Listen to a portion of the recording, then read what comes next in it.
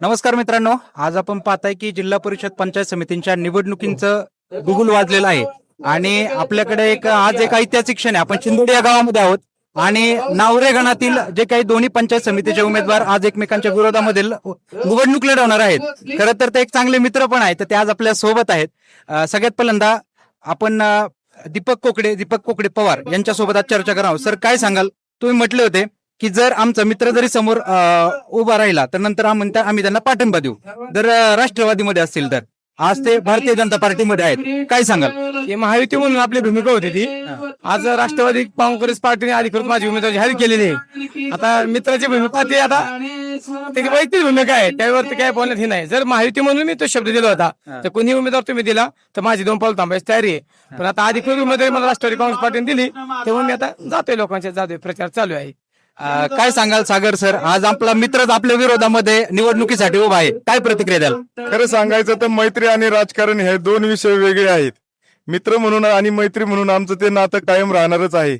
पण राजकारणामध्ये कोण कोणाचा मित्र आणि कोण कोणाचा कायमचा शत्रू नसतो.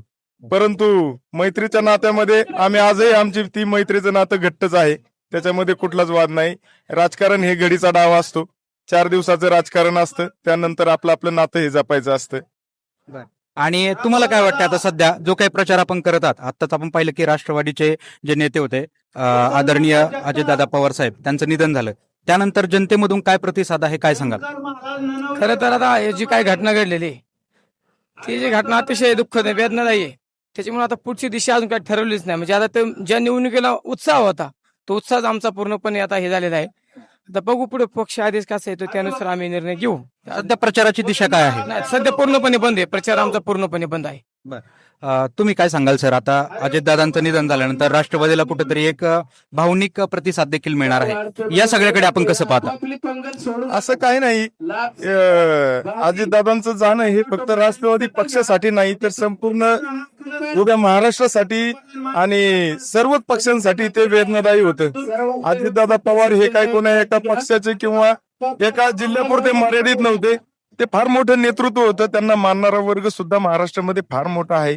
त्यामुळे त्यांच्या जाण्याचं दुःख निश्चितच आम्ही भाजप म्हणून आम्हाला सुद्धा तितकंच आहे आणि या संपूर्ण आमच्या गणातील जनतेला, या महाराष्ट्रातील जनतेला देखील तेवढीच तीव्रता आहे.